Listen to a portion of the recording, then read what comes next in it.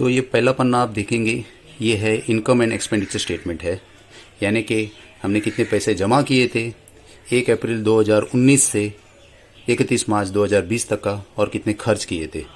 तो ये आपको शायद इसमें वीडियो में आपको ये फिगर छोटा लगेगा दिखने में। अभी इसमें मैं अगर नज़दीक लूँगा तो शायद बता नहीं पाऊँगा बराबर से।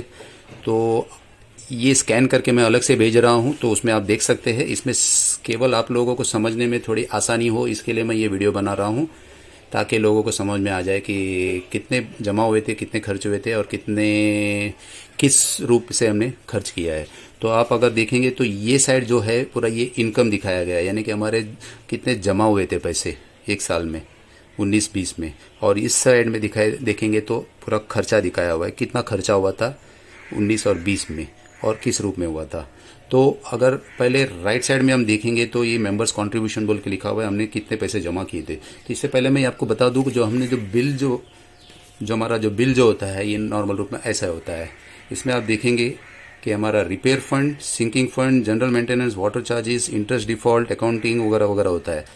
तो इसमें आपको बता दूं मैं, रिपेयर फंड और सिंकिंग फंड जो होता है उसे हम साधारण रूप से हमें खर्च नहीं करते, उसे हमें जमा रखना पड़ता है।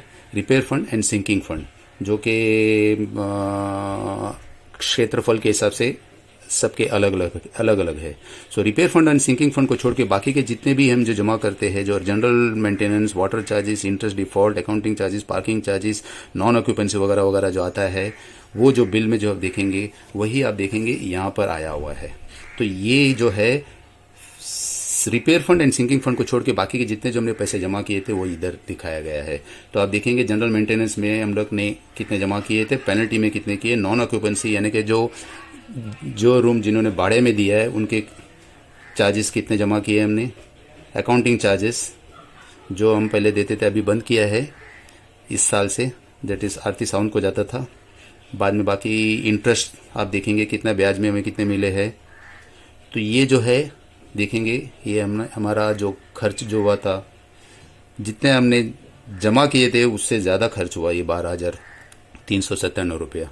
आप देखेंगे तो ये लगभग मतलब टोटल हमने जो जमा किया था एक साल में 2,80,000 के करीब। और उसके सामने आप खर्चा देखेंगे, अकाउंटिंग चार्जेस के लिए जो वही जो हमने इकट्ठा किया था वो उनको दिया है आरती सावंत को बिल के रूप में। और ऑडिट फीस जो लगता है 5,000 रुपया, बैंक चार्जेस लगे हैं। और फिर बाद में नारियल के लिए हमने कितने मतलब निकालने में साफ़ सफाई में अगर 1,450, जबकि इसके सामने हमने जो 10,670 रुपये जमा किए थे बेच के। और फिर बाकी के खर्चे भी आप देख सकते हैं यहाँ पर, tax, property tax, municipal tax, water tax, salary जो है हमने जो वॉचमैन को दिया, यानी कि जो तनख्वाह जो हमने हमारे वॉचमैन को जो दिया 1,10,500 रुपये, ये बोनस को पकड़ के है 8,500 रुपये, यानी कि 1,10,500 उनको दिए हैं। स्टेशनरी यहाँ पे देखेंगे कन्वेंस एक्सपेंसेस है, कन्वेंस एक्सपेंसेस 90 रुपये ही मात्र दिखाया गया है। एक्चुअली आप देखेंगे तो इससे कहीं ज़्यादा होता है। कन्वेंस यानी होता है आने जाने का जो भाड़ा जो होता है, गाड़ी का भाड़ा जो होता है। तो अगर आप नियमित रूप से हम देखते हैं तो गाड़ी का भाड़ा जो है काफ़ी ज़्यादा होता है, लेकिन मेंबर्स लेते नहीं हैं। वो अपने स्वयं का गाड़ी से ये आने जाने का काम जो कर लेते हैं, जैसे कि बैंक में जाना होता है हर महीने अकाउंट्स अपडेट के लिए, रिटर्न चेक्स के लिए, बत्ती का बिल के लिए। उसके अलावा फिर बाद में और भी जो होता है लाइक मोटर रिपेयरिंग करा के लेना होता है, तो मोटर रिपेयरिंग करा के लेने के लिए जाना पड़ता है। बल्ब लेने के लिए जाना पड़ता है डीमार्ट से कि या बिग बाज़ार से, ऐसे वगैरह वगैरह काफ़ी बार हमें जाना पड़ता है। वसई या अमूल नगर वगैरह तो गाड़ी में जाके आते हैं हम, तो अपना खुद के गाड़ी से जाके आते हैं, तो मेंबर लोग उसका पैसा लेते नहीं हैं। तो अगर देखा जाएगा तो वो काफ़ी ज़्यादा होता है उससे भी। और बाकी इसमें स्टेशनरी वगैरह में 35 रुपया है, यानी कि ज़ेरॉक्स वगैरह, किसी को एनओसी प्रिंट आउट वगैरह चाहिए रहता है तो वो प्रिंट करा के ज़ेरॉक्स करा के तो उसके 35। तो कुल मिला के मतलब हमारा जो खर्चे जो हुए थे 2,93,120 रुपये हुए थे इस दरमियान 19-20 में, जबकि हमारा जो जमा जो हुआ था इससे कम था और 12,397 रुपया इससे ज़्यादा हुआ। तो हम कह सकते हैं कि फिल्मी भाषा में ये आमदनी 8 खर्चा रुपया हुआ था, ज़्यादा नहीं, 12,000 कुछ अधिक हुए। इसमें आप देखेंगे जो खर्च जो ज़्यादा हुआ है इसमें देखेंगे इलेक्ट्रिसिटी चार्जेस की तरफ देखेंगे तो 1,15,000, इसमें जो बत्ती का बिल जो होता है कॉमन लाइट्स के, उसके अलावा बल्ब्स, वायर्स, होल्डर्स वगैरह जो होते हैं, उसके अलावा और जो इसमें एक्स्ट्रा कॉस्ट जो आया था केबलिंग का, जो हमने 19-20 में जो देखेंगे, जो BCD विंग का जो केबल जो था वो पहले ओवरहेड में था, उसको अंडरग्राउंड करके लिया हम लोगों ने। तो उसके लगभग हमने देखा 52,000 के लगभग खर्चा आया है। प्लस हम लोगों ने जो इन्वर्टर जो है उसको कनेक्ट करके लिया कॉमन लाइंस में, तो उसके खर्चे लगभग 15,000 के करीब आए। तो उसके खर्च अगर इसमें हम मिला लेते तो 60-70,000 उसका खर्चा हुआ है। तो ये हमारा नियमित रूप वाला खर्चा नहीं है, तो वो अगर हटा देंगे तो शायद हमारा ये नेगेटिव में नहीं आता। लेकिन ऐसे जो खर्चे हैं वो तो एकाएक आ जाता है इमरजेंसी में, तो हमें करना ही पड़ता है, अनिवार्य होता है। तो अब हमने देखा इस साल में जो हमारा जो जमा था और कितना खर्चा था, तो उसमें हमारा नेगेटिव बैलेंस चला गया, ज़्यादा खर्च हुआ था। और ये हुआ था इलेक्ट्रिक केबल जो हमने अंडरग्राउंड करके लिया, प्लस इन्वर्टर को हमने कनेक्ट करके लिया इसके लिए। लेकिन अब अगर हम एक नज़र पिछले साल में डालेंगे, यानी कि 18-19 में हम देखेंगे, नज़र मारेंगे, तो वो भी आपको इधर ही मिल जाएगा। ये जितने भी हमने जमा किए थे, इसमें आप देखोगे ये साल के राइट साइड में दिखाए गए, लेकिन जो 18-19 में जो कितने जमा हुए थे, यही सारे उसके सामने कितने हमने जमा किए थे इधर आपको दिखेगा। ये 18-19 का जमा हुआ था। ये 18-19 का आप जमा देखेंगे तो उसमें आप देखेंगे 1,94,000 ज़्यादा खर्च हुआ है हमारा एक्सेस में। जो इस साल से 12,300 जो था, 18-19 में 1,94,000 एक्सेस खर्चा किया था हमने। और अगर इसके सामने हम देखेंगे खर्चा कितना हुआ था, किस रूप में हुआ था, तो ये 19-20 का हुआ, तो ये 18-19 का है। ये 18-19 का आप इधर ये फिगर देखिए। ये जो खर्चा हुआ था 18-19 में, बाकी के सभी आपको नियमित रूप से दिखेंगे, लेकिन जो ज़्यादा खर्चा हुआ था इधर रिपेयर एंड मेंटेनेंस में आप देखेंगे 2,12,000 हुआ था, जो कि केवल 7,200 के करीब है इस साल में। और सैलरी तो सेम है, ऑफ कोर्स बोनस इधर दिखाया गया है। आप देखेंगे वाटर चार्जेस में भी इधर 43,360, 43,000 का खर्चा इधर दिखाया गया है, जो कि इस साल कुछ नहीं था। तो ये दो खर्चा जो ज़्यादा था, तो आप देखेंगे तो ये वाटर चार्जेस जो था, ये था हमारे नए लाइन को हमने कनेक्ट करके लिया, एक नया लाइन लिया। जो पहले 4 कनेक्शन जो था हमारा पानी का, वो अभी हमने 5 करके लिया था 18-19 में। तो उसके जो खर्चे हुए थे सितंबर 18 के करीब, उसका जो खर्चा हुआ था 43,360 हुआ था। और साथ ही साथ हम देखेंगे 2,12,000 जो था, उसमें 1,97,500 रुपये जो था, ये जो था खर्चा एक्स्ट्रा जो हुआ था। ए और बी विंग के जो टैंक है, ओवरहेड वाटर टैंक जो है, उसका आप स्लैब देखेंगे, जो पहले जो था वो वी शेप में था, उसमें क्रैक्स, दरार पड़ गए थे और उसके प्लास्टर्स वगैरह अंदर गिर रहे थे और पानी दूषित होता था, गंदा होता था, और वो किसी भी वक्त गिरने का डर था। तो उसको हमें तोड़कर उसे नया स्लैब बना के लेना पड़ा। उस नए स्लैब को कंक्रीट में जो हमने बना के लिया, प्लस उसके जो ढक्कन वगैरह जो बना के वगैरह सब जो खर्च हुए, उसके टोटल खर्च जो हुआ था 1,97,000, 1,70,000 जो स्लैब वगैरह बना के दिया उसको दिया है, और बाकी 27,000 बाकी का जो नीलेश संगीत फैब्रिकेटर्स को जो दिया था, टोटल 1,97,500 हुए थे। इसके वजह से हमारा जो पिछले साल का जो इनकम एंड एक्सपेंडिचर में आप देखेंगे, तो इसमें हमारा जो खर्च जो हुआ था 1,94,533 एक्सेस हुआ था। यानी कि ये जो खर्च जो एक्स्ट्रा जो होता है, ये हमें जो, जैसे मैंने पहले बताया था कि रिपेयर एंड सिंकिंग फंड जो हम जमा करते हैं उसे हम खर्च नहीं करते हैं, इसमें से हमें ये भरना पड़ता है फिर बाद में, क्योंकि जो हमने जो नियमित रूप से जो पैसा लिया था उससे ज़्यादा खर्च हो रहा है इधर, जो कि हम देखा 1,97,500, उसके वजह से इधर 194 का एक्सेस खर्चा आया था गए साल में। तो हमने 18-19 का खर्चा और 19-20 का खर्चा देखा है। तो अगर ये रनिंग ईयर जो है 20 और 21, 2020 और 2021 जो अभी चल रहा है, उसका अगर हम लगभग ऐसे अंदाज़ा निकाल लें खर्चा का, तो इसमें भी मुझे लगता है नेगेटिव आने के चांसेस है।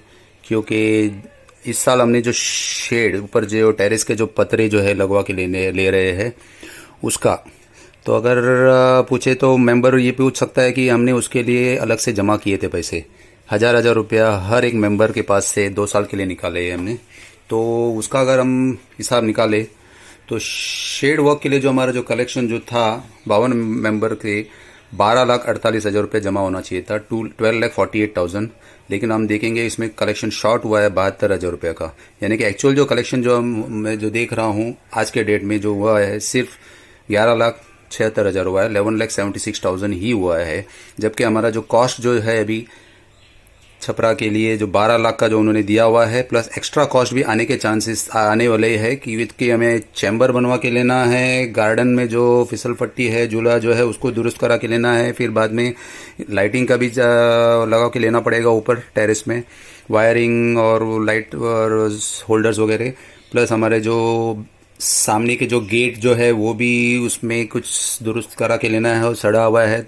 तो वो सभी करके पकड़ेंगे तो मुझे लगता है 20,000 के लगभग एडिशनल कॉस्ट होगा। तो उसके सामने हम देखेंगे 12,20,000 का खर्चा होगा अगर, तो उसके सामने हमारा जमा जो हुआ है 11,76,000 हुआ है, यानी कि शॉर्ट 40-45,000 के करीब होने के संभावना है। तो अगेन हमारा जो जमा जो होगा उसके सामने जो खर्चा जो होगा मुझे लगता है इस 40-45,000 शॉर्ट की वजह से नेगेटिव होने के चांसेस है। वो जैसे ही ये सब काम खत्म हो जाएगा उसके बाद एग्जैक्ट कितना कितना खर्चा किस में हुआ है ये मैं अलग से भेजने ही वाला हूँ।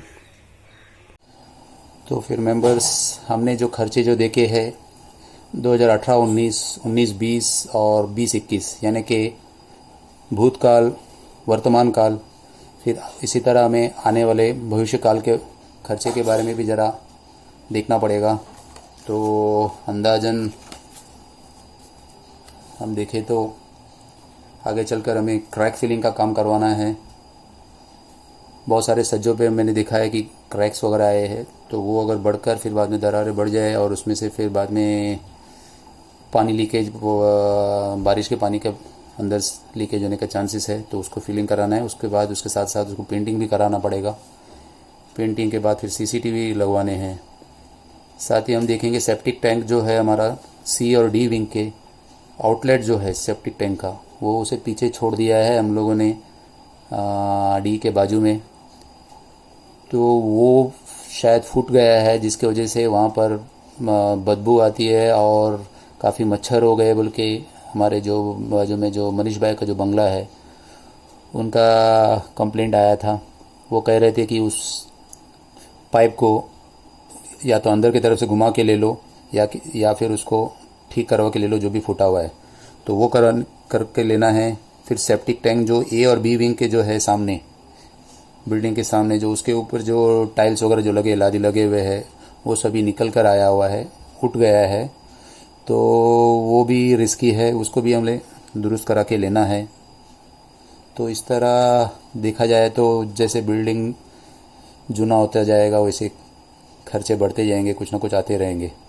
हमें देखना है कि हमारे मेंटेनेंस के पैसे हमें बढ़ाने नहीं है, तो सामने हमारा जो खर्चा जो है उसको नियंत्रण करना पड़ेगा ताकि वो बढ़ जाए तो उसकी वजह से हमें मेंटेनेंस बढ़ाना ना पड़े। इस पे हमें ध्यान रखना पड़ेगा। हमें मिलजुल कर इस पे इकट्ठा होके इस पे काम करना पड़ेगा। तो इस तरह हमने देखा है इनकम एंड एक्सपेंडिचर, कितने जमा हुए थे, कितने खर्च हुए थे। तो अगर हम दूसरे पन्ने पर हम मुड़ते हैं तो दूसरे पन्ने पे हमारा बैलेंस शीट बताया गया है कि फाइनल फिगर कितना होता है वो सभी पकड़ने के बाद। तो इसमें हम देखेंगे कि हमारा जो कैश इन हैंड कितने हैं, सिंडिकेट बैंक में कितने जमा है, थाने डिस्ट्रिक्ट में से बचत खाते में कितने हैं करके, और जबकि हमारे फिक्स डिपॉजिट में कितने जमा है।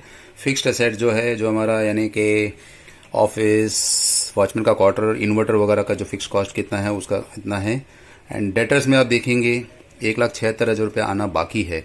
ये किस किस के है करके ये इधर देखेंगे तो शेड्यूल एच बोल के जो पिछले पन्ने अब आने वाले पन्ने में आप देखेंगे उसमें दिया हुआ है किस किस का कितना आना बाकी है, 1,76,000। और हमारे जो फिक्स एसेट में क्या क्या है शेड्यूल जी में पीछे दिया हुआ है। और ये जो इनकम एंड एक्सपेंडिचर हम देखेंगे तो इसमें 1,05,666 रुपये जो एक्सेस हुआ था खर्चा वो इधर आया है।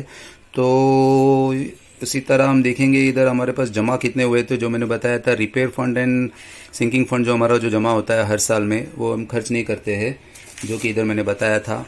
ये repair fund and sinking fund जो हमारा मंथली बिल में से, तो ये जो हर साल हमारा जो जमा होता है रिपेयर फंड में 55,656 रुपया, और सिंकिंग फंड हम देखेंगे तो उसमें 37,020 रुपये जमा होते हैं हर साल के।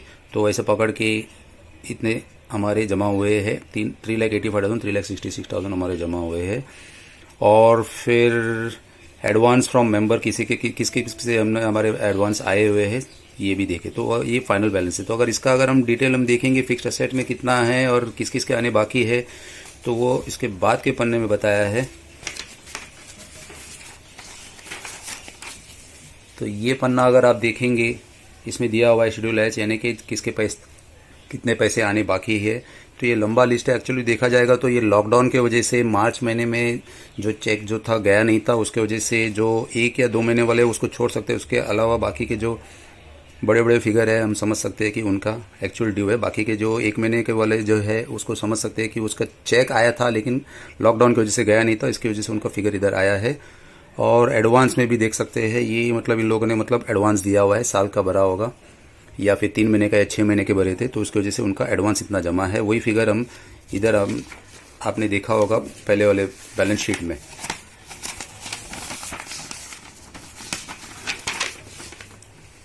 ये है एडवांस, और ये जो डेटर्स में किस किस के आने बाकी है वो फिगर उधर मैच होगा आपको।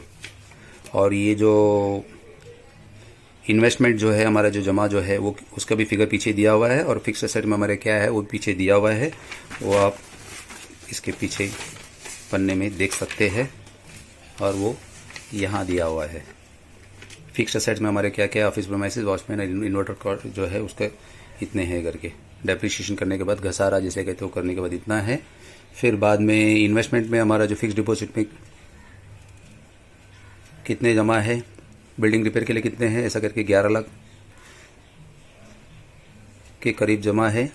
प्लस ये जो रिजर्व फंड है उसमें भी बताया गया है कि मेंबरशिप फ़ी के तौर पे, बिल्डिंग रिपेयर फंड के तौर पे, ट्रांसफ़र फ़ी के तौर पे, रिजर्व फंड के तौर पे हमने कितने सब लिए थे। तो कुल मिला के 11,42,000 रुपया जमा जो इधर दिखा रहा है, जो ही हमने बैलेंस शीट में जो देखा था यहाँ पर।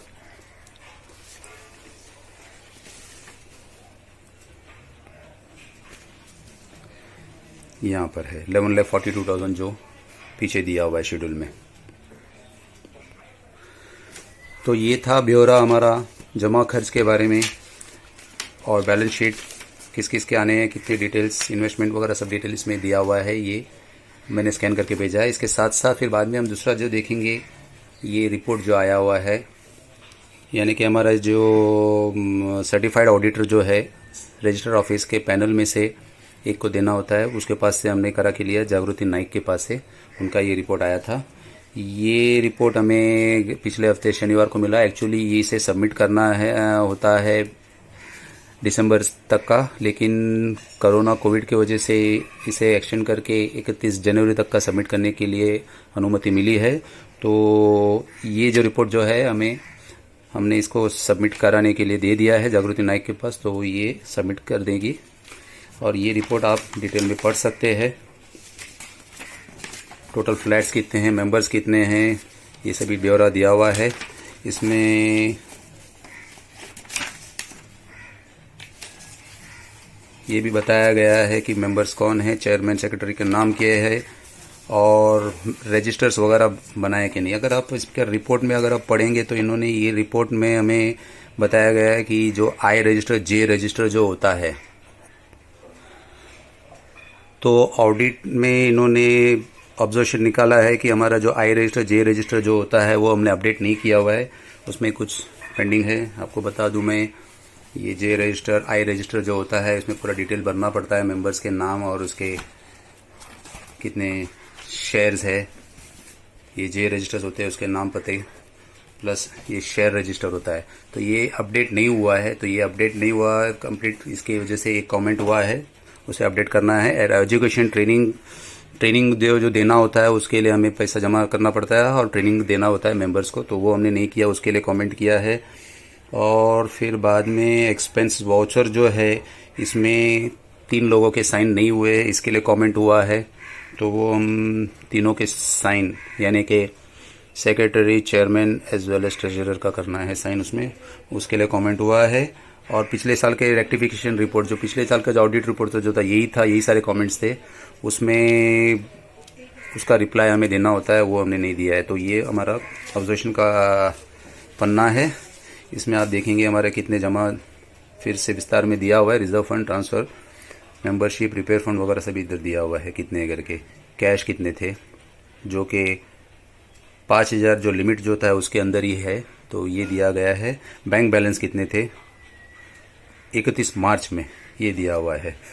इसमें ये भी पूछा गया है कि हमने तनख्वाह किसी को दिया है क्या, ये फिक्स्ड असेट्स है, इन्वेस्टमेंट्स है, हम कोई मेंबर को तनख्वाह वगैरह दे रहे हैं क्या। तो हम यहाँ पर किसी को भी तनख्वाह नहीं दिया जाता है, कोई भी मेंबर्स को, खाली वॉचमैन को हम लोग तनख्वाह देते हैं।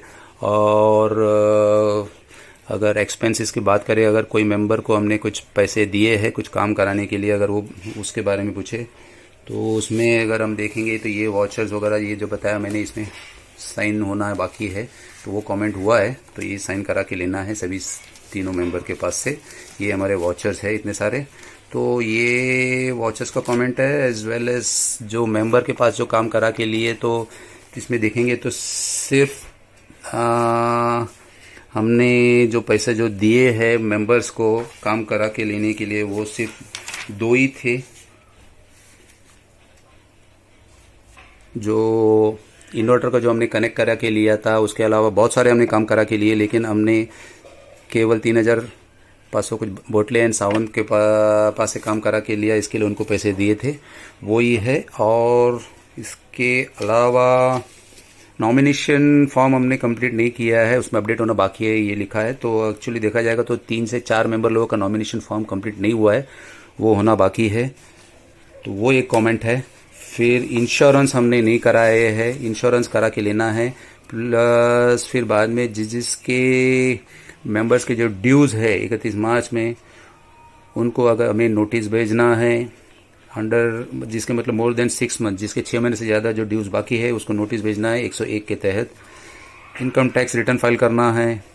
हमारे इनकम कुछ होते नहीं है, वैसे ज़्यादा खर्च हो रहे हैं, तो ये इनकम टैक्स नील रिटर्न फाइल करना है, वो नहीं किया है। और एक्सपेंसेस हमें ठीक है 1,500 के ऊपर जो भी रहेगा उस चेक से पास कराना है, तो ये सभी ठीक है। तो कुल मिला के हमें ऑडिट में हमें बी क्लासिफिकेशन दिया गया है। तो ये आप ऑडिट रिपोर्ट भी देख सकते हैं, जो मैंने अभी अटैच करके भेज रहा हूँ इसके साथ में। तो ये रिपोर्ट मैं आपको भेज रहा हूँ, और ये वीडियो इसलिए बना के भेजा हूँ ताकि आप लोगों को इसे समझने में, इसे पढ़ने में थोड़ी आसानी हो। और आप में से अगर किसी को कुछ सुझाव हो तो आप मुझे दे सकते हैं। उम्मीद करता हूँ इस वीडियो से आप लोगों को इस रिपोर्ट को समझने में आसानी होगी। धन्यवाद।